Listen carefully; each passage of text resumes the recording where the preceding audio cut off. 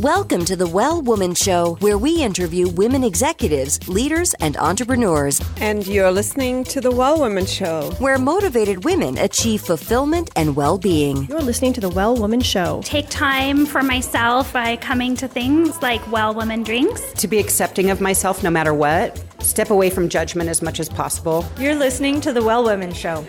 You're going to be in for a good ride. I don't regret anything. Everything I've ever done, I've learned from it, one way or another, good or bad. Being a little bit selfish for yourself, put your own oxygen mask on first and then give what's left. I'm a woman. I would prefer to tell my own story. My story, though it's very personal, is universal. You're listening to the Well Woman Show.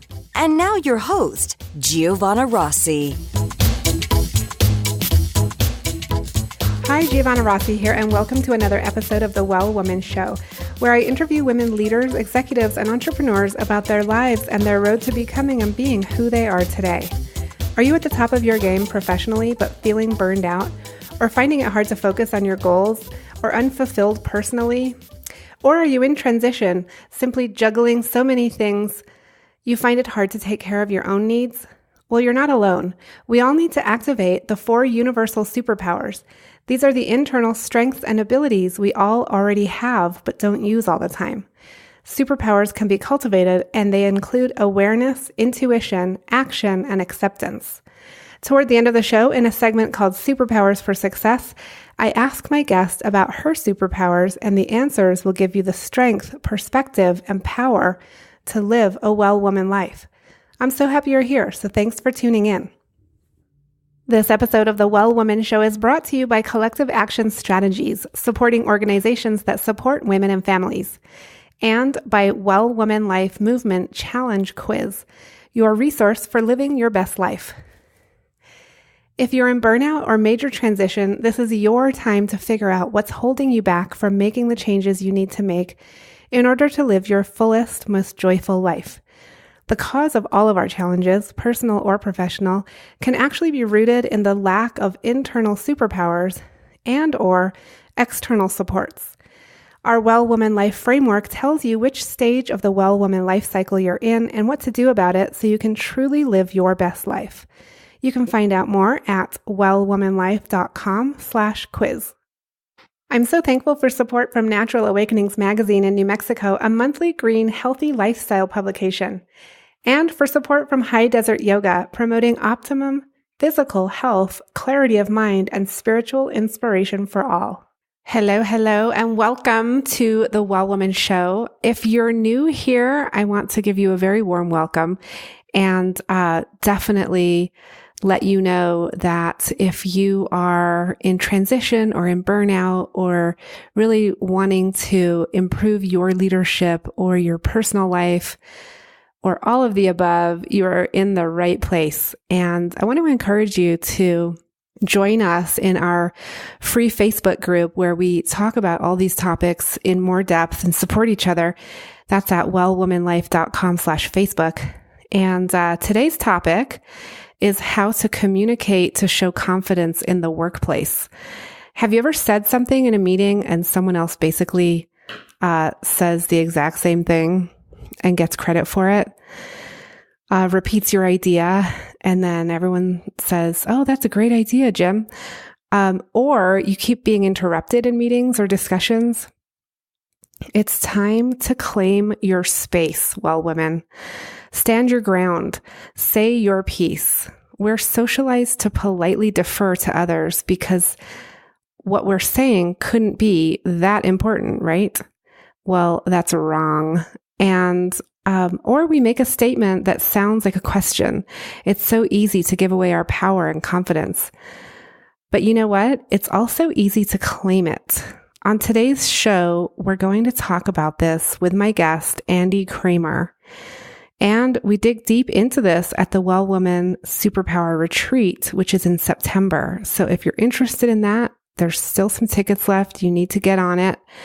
You go to wellwomanlife.com/retreat 2018.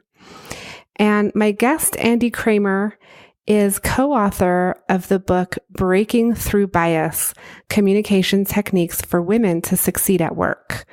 She's also the co-author of What You Need to Know About Negotiating Compensation, as well as over 150 articles and blog posts on promoting diversity and overcoming gender stereotypes and biases. So on the episode today, we're going to talk about tips on how to avoid being interrupted in meetings and discussions, how to project power by claiming your seat at the table, and how to say no to projects that don't advance your career or don't align with your goals. The free giveaway today is Avoiding Interruptions. It's a tip sheet and it's available at wellwomanlife.com/130show. Now to my interview with Andie Kramer.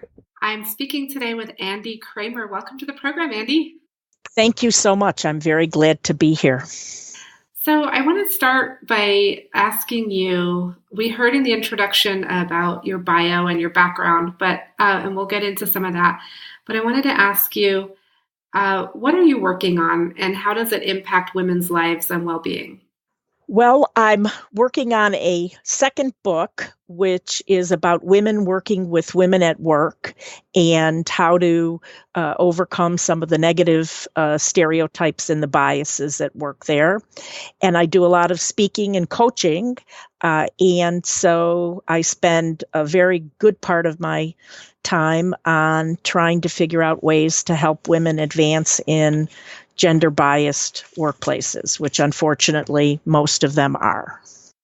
Okay, yeah, let's talk about that because I think that's something that people sort of know, but like, can we break it down? And so what are some of those negative biases that exist still that need to be overcome?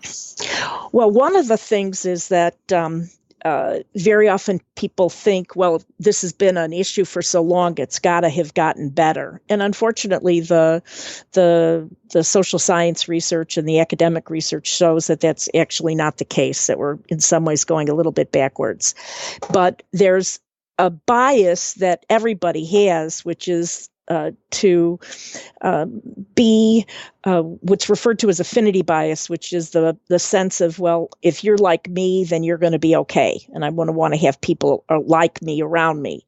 And so obviously in the workplace where even in gender mixed organizations, as a general rule, it tends to be men at the top. They tend to favor other men and they don't have a clue that they're doing that. And so that's sort of one of the major biases that affects women at work. Another one is the gender stereotypes that we have, which suggests that men are leaders and assertive and aggressive and unemotional and going to get the job done. And the stereotypes that we hold about women is that we're communal, which comes from the word community, and it means we're concerned about others and emotional and modest. And so if you put those stereotypes to work in an office setting, in a business, in any kind of a workplace, the expectation is that the men are the ones who are going to take charge and get things done, and the women are going to be great on the library committee, but not really the one who's making the make it or break it decisions for the organization. And so that's one issue that has to be overcome for women to succeed in the workplace. And because it's not just men, but women who hold these stereotypes too, then we need to be aware of them and be on the lookout, basically. And so do you think that the stereotypes sort of basically confirm or make sort of manifest that behavior to happen? So a woman that would not normally act like that because of the gender stereotypes and the beliefs around her, she does start acting like that? She can hold herself back because she can believe that, well, this isn't really the right job for me. This isn't really the right career for me. I'm not going to raise my hand for this project because maybe it's not really the right project for me.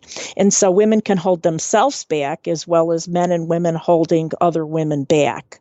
And so it is sort of on top of it, you were suggesting a piece which is really called confirmation bias, which is that other people assume that you're going to be a particular way. And so because of their assumptions, that's what they see, so that they confirm what they believe about you. And the other parts, the strength that she might have, the confidence that she might have, the competence that she might have, they may overlook that because she comes across as soft-spoken or modest or something that confirms for them, oh, well, obviously she's not the right person for this important project.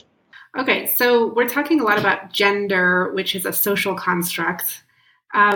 Where does biology come into this? Like, what are the actual biological differences between men and women that might show up? Well, it turns out that there's a big debate raging as between those people who say that it's all biological, basically, that it's nature, and the other side, which is that it's all nurture. It's all the way we grow up. My own take on it is that it's probably a combination of both, but a lot of it is really socialization and the social construct. Because if we look at men and women and the characteristics and the behaviors of men and women, if we view it sort of as a bell curve, the curve for women and men kind of overlaps and looks pretty similar.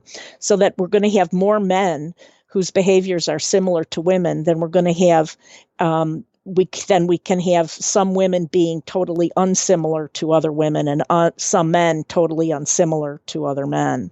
So it's really looking at characteristics and behaviors that we all have, but trying to figure out how to use the ones to that'll help us advance in our careers.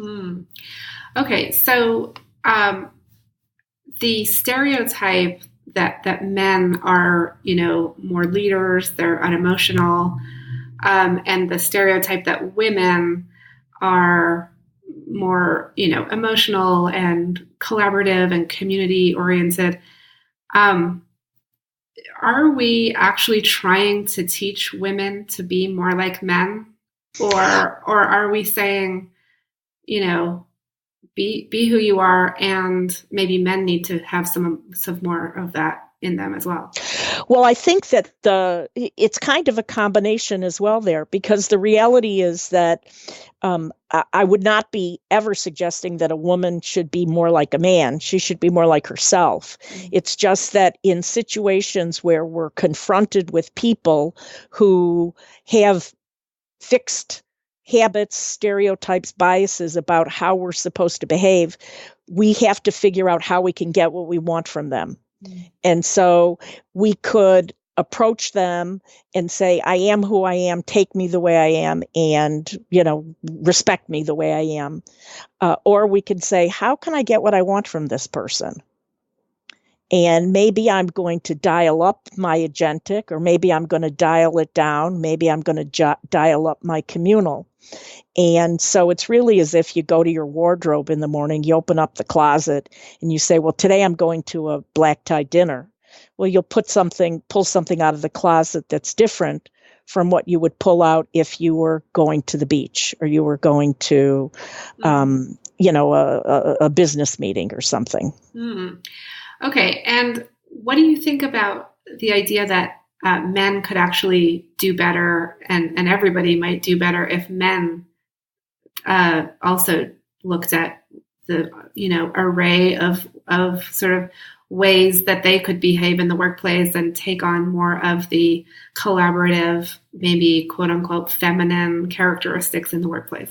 I think it would be fabulous. And there's a lot of talk about how we need to do that, and how organizations are gearing up to try to incorporate more collaboration in the team structure.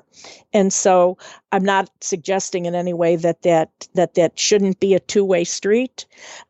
In looking at what women can do, it's more of a, what can I do today, given the fact that I'm going to be dealing with people who have these biases? and what can I do to advance in my career today? So it's really, there's multiple trains leaving the station at the same time. There's what women can do today in a gender-biased workplace.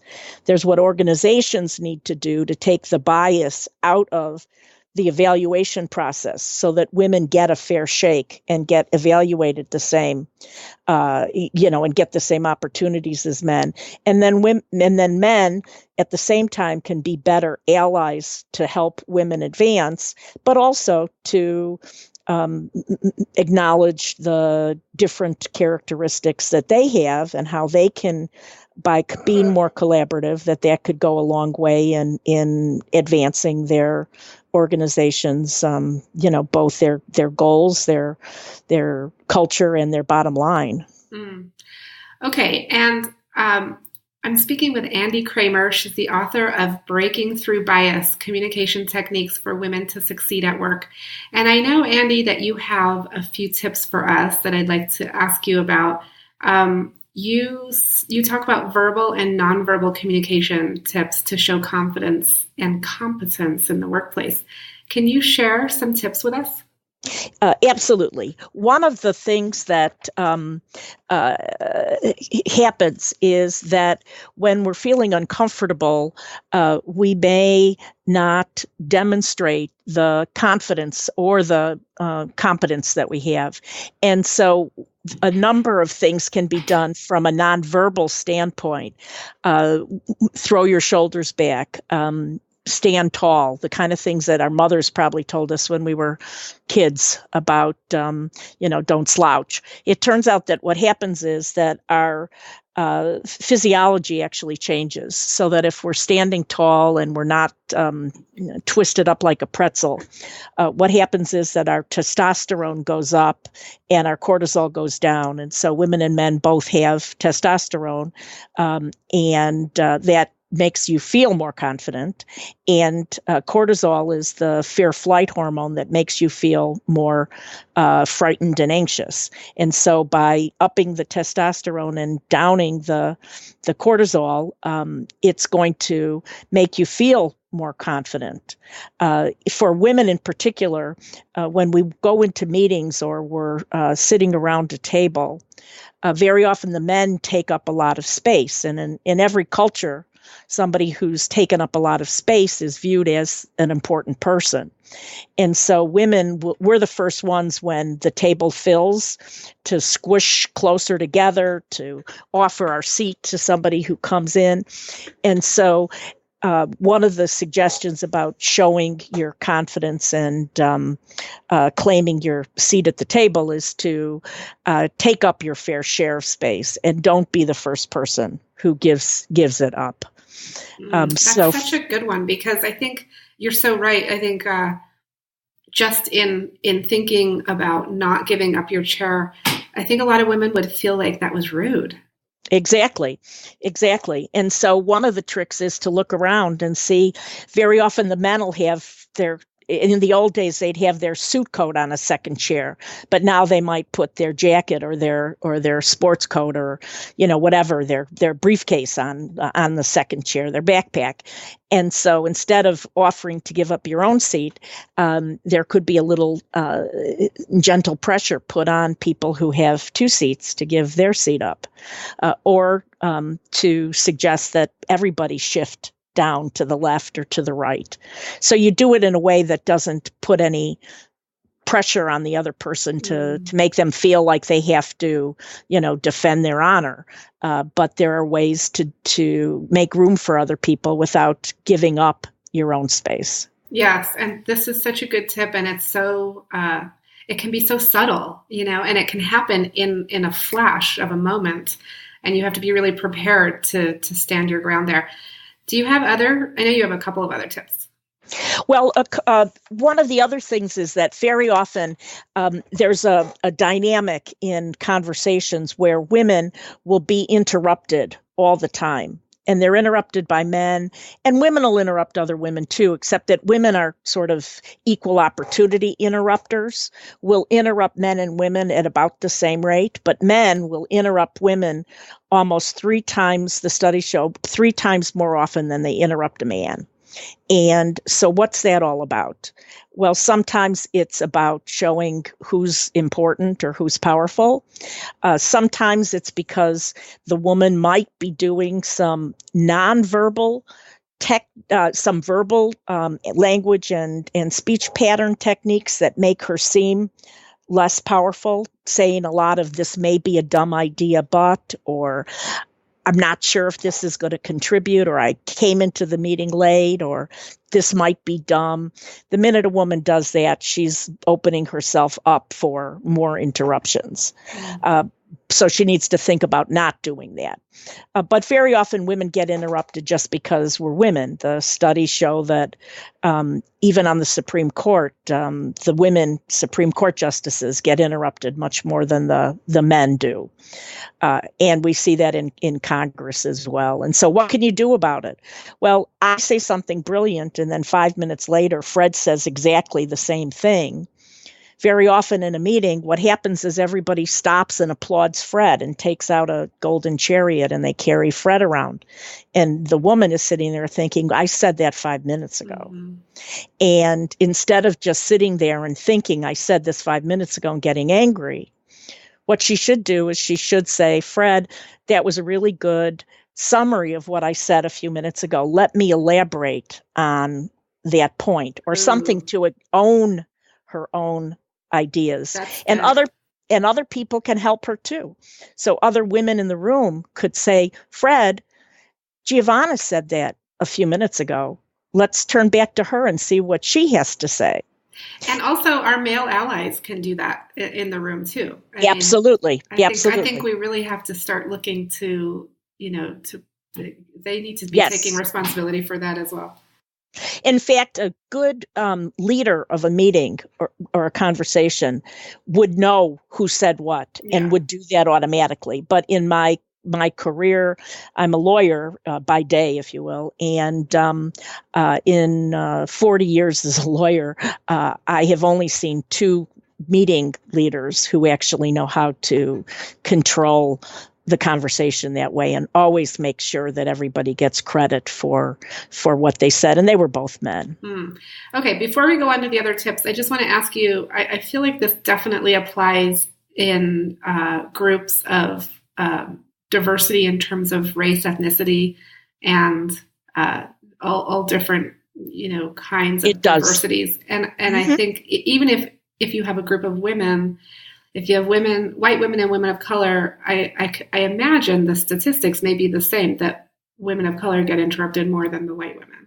They do. And in fact, one of the, my husband and I had written the first book, Breaking Through Bias. We're working on a second book about, as I mentioned, about women working with women. And we've just finished a chapter about the stereotypes and the biases that actually affect the way that white women and black women interact with each other. And there is a lot of the same situation, that black women are interrupted more than, and sometimes they're not even given the opportunity to speak. And so that's a serious problem that women can help each other with, and men need to get more involved with. Okay, great. And do you have other tips for us? Very often, if somebody does something that's really wacky, inappropriate, biased, and we call them on it, the first reaction very often is, "I don't know what you're talking about. You're emotional," or "You made that up," or "Obviously you don't have a sense of humor." And so we refer to that as gaslighting, because that's very often from the old movie about how people can act as if they didn't do anything inappropriate or say something offensive. And so we've got some tips on how to avoid being gaslit. Don't assume that just because the other person is suggesting that you made a mistake, that you really did misinterpret. Usually your instincts are right. Another key area for women in particular is, how do we say no in a way that allows us to still feel like we're communal and supportive and moving in the same direction, because it's very hard for that. Yes, I love this one. I talk about this a lot actually with the well woman community about saying no. So tell me about how do you talk about that? Well, first of all, if a woman needs to understand, or anybody who has a hard time saying no, needs to think about whether the project is actually something, or the request is actually something that's going to contribute meaningfully to their career.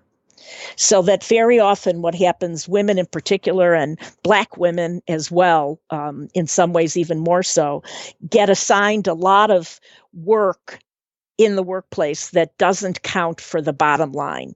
That you're the one who's good at planning the birthday party, so you'll be the one who makes that happen. Or you're the one who, women tend to be told all the time, we take such beautiful notes that we should be the ones who take the notes at the meeting. And so if we're getting asked to do all of these things, which may be valuable, but may not advance our career, and the men who we're going to be compared against for compensation and promotion are not being asked to do these things, then we need to figure out ways to say no. And one trick that is very effective is if somebody's asking you to do something and it's more than just a couple of minutes, instead of saying yes right away, which is what her instinct might be, that maybe she should say something like, I'll have to get back to you, or I don't think I've got my plate's full, but I'll circle back. Something to give her a chance to break the cycle of saying yes immediately. She would not want to lead the other person on to believe that she's going to do it and then come back to them the next morning and say, can't help you. Obviously, that would be a mistake. But sometimes severing that immediate reaction of wanting to be helpful can make all the difference in the world. Yeah, buy yourself some time so you can think it through and really give a more thorough answer. Mm-hmm. That's what you need to do. And even just a minute can be enough to give you the power, the strength to remind yourself, is this going to be a project that's going to advance my career, or is this really something that it's somebody else's turn? Yeah. And I think we can apply that to all areas of our lives. I certainly talk about it that way in terms of, does this help me meet my goals personally, professionally, or whatever?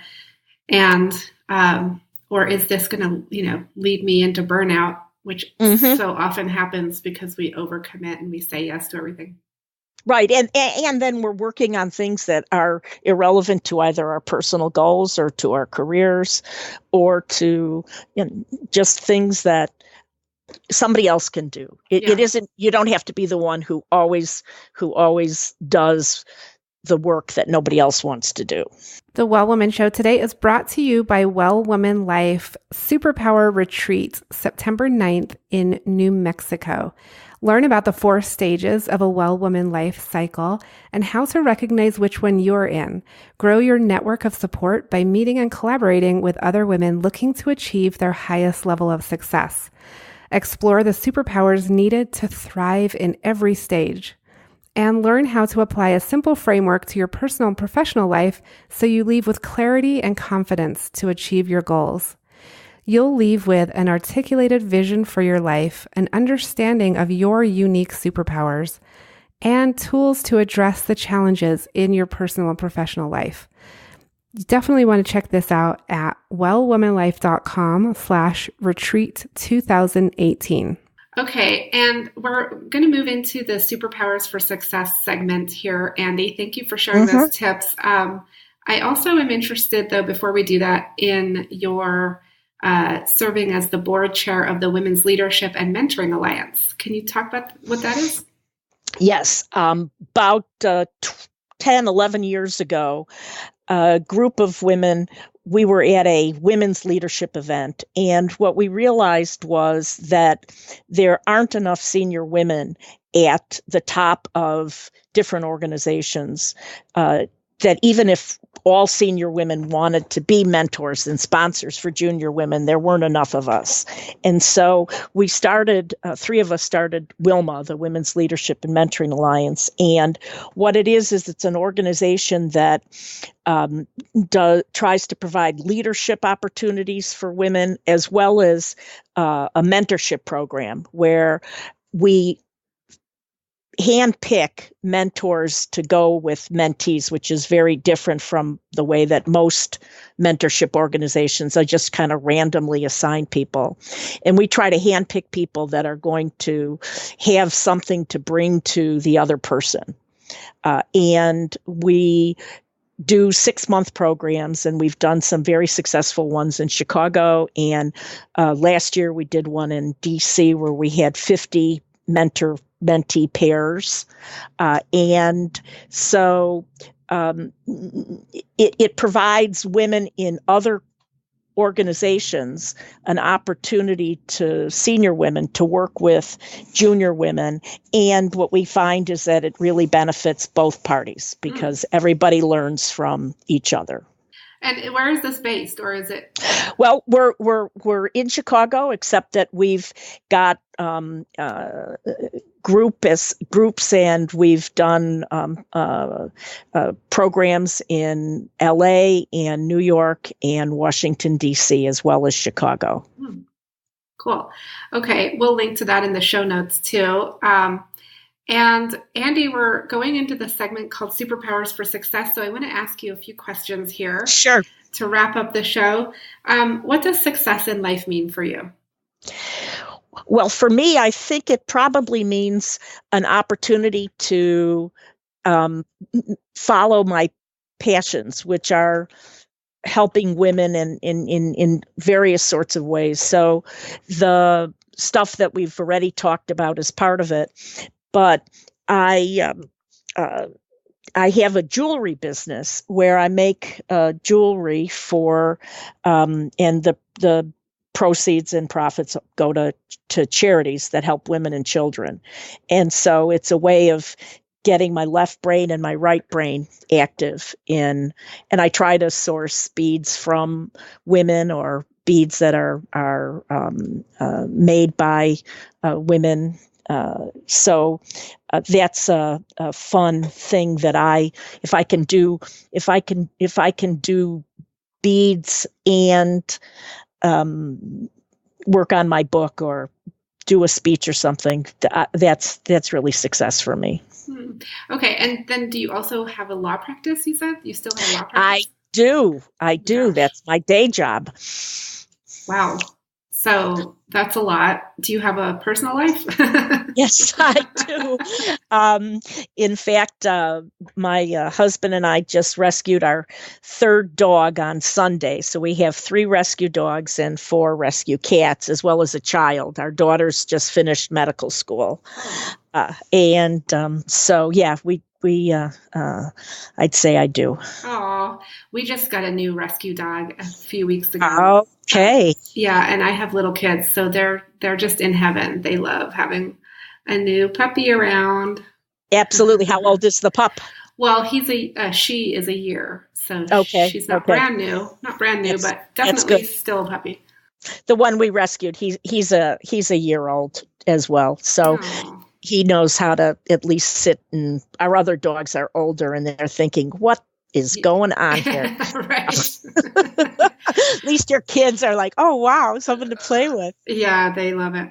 So, Andie, when did you know that you were really good at what you do?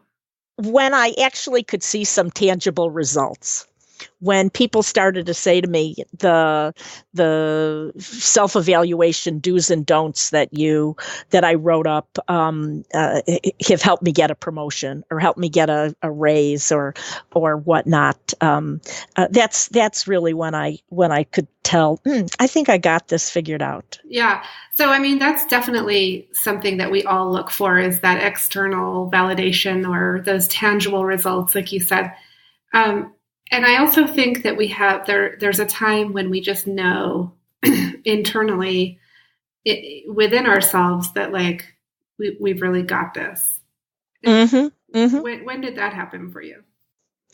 Well, it probably started when I served on my law firm's compensation committee the very first week when I was looking at self-evaluations, and I could see that the ones that were written by men talked about how great they were and how they rescued damsels in distress and how they single-handedly saved the client $500 million.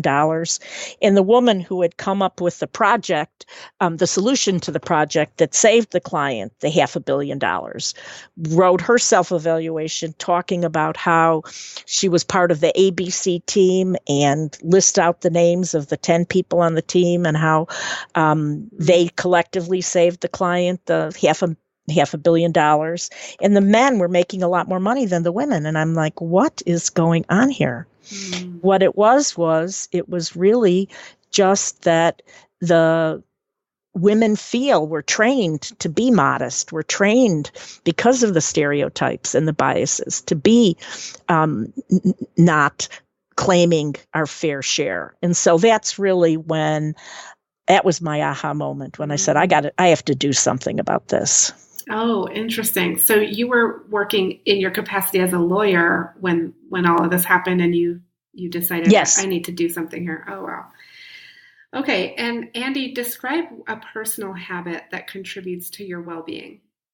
Well, you jokingly asked about my personal life, and I guess a personal habit that does contribute to my well-being is I don't watch television. So I don't watch television. I listen to books on tape. I read as much as I can, but during the day I read sometimes 1,000 pages for work anyway. So listening to books on tape has been a way of contributing to my well-being.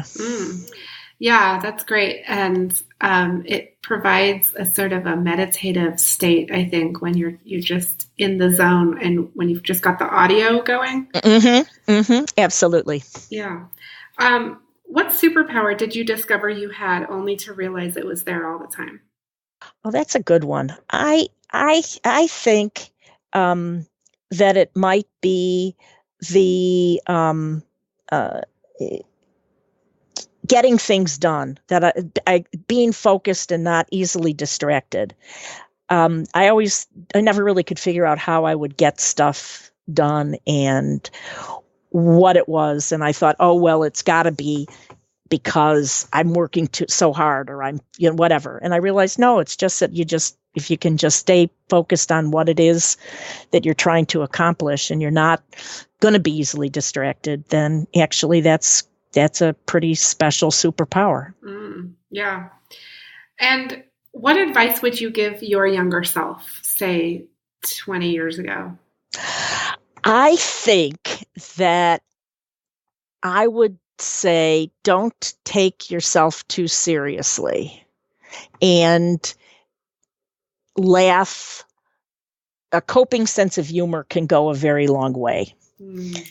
And I think that all of our younger selves could benefit from knowing that perfection is overrated. We don't need to take everything perfection so seriously. And if we can laugh at things that are, unpleasant things that are thrown at us, not goofy laugh or not be a stand-up comic, but just get some resilience in having a sense of humor, that would go a very long way. Awesome. That's great. Do you identify as a feminist? Yeah, absolutely. I certainly do. I don't view it as a bad word. I think it's a wonderful word. And I think that it's gotten a bad rap lately. But yes, I would clearly call myself a feminist, and I would call my husband a feminist as well. And what does that mean to you? That means that women should get equal opportunities. We should be paid the same for what we do. We should be treated to the same seriousness as men do. That medical studies should study women as well as men. That we should use the baseline as people, not just men. And that's really what I view being a feminist as. And I love that you include your husband in that, because I think we do need to be thinking about men as feminists as well. Absolutely. Absolutely. Okay, last question for you. What are you reading right now? I know you said you listen to a lot of books on tape. What are you listening to? Okay, well, I alternate between sort of serious history books and mostly mystery things. And just finishing up, Deanna Rayburn has a Victoria Speedwell series. And I didn't realize this, that I think she's some sort of a romance writer, but that's not the series that the Victoria Speedwell series is about. A very independent woman in the 1860s who solves mysteries. And our daughter had bought these, there's a trilogy that she had bought for us for the holidays. And so I was just, we were just finishing up the third of the series. And apparently I looked last night, and there's a fourth one that came out or is going to come out next year if it's not out yet. Cool. So it's a lot of fun.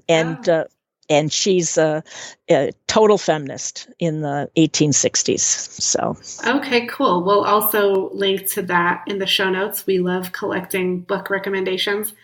Andie, it's been such a pleasure having you on the show today.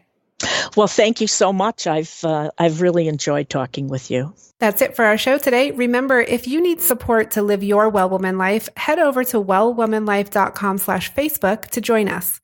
Our monthly live event, Well Woman Drinks, brings women together to share our successes and challenges as women, leaders, moms, aunts, sisters, and all the other roles we carry.